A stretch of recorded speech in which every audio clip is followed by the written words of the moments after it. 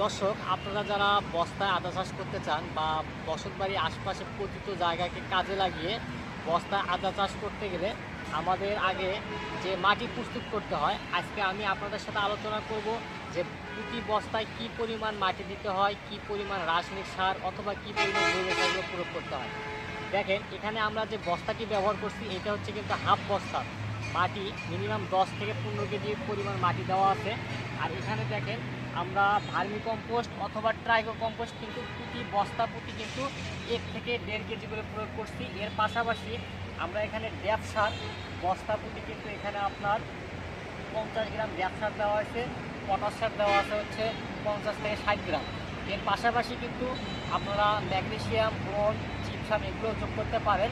তাই যারা আপনারা ভাবছেন যে বস্তায় আদা চাষ করবেন, তাদের জন্য কিন্তু মাটি প্রস্তুত করার উপযুক্ত সময় হচ্ছে কিন্তু এইটা। আর আদা চাষের আরও বিস্তারিত বিষয়গুলো জানতে আমাদের স্ক্রিন নাম্বারে আপনারা কিন্তু যোগাযোগ করতে পারেন। ধন্যবাদ।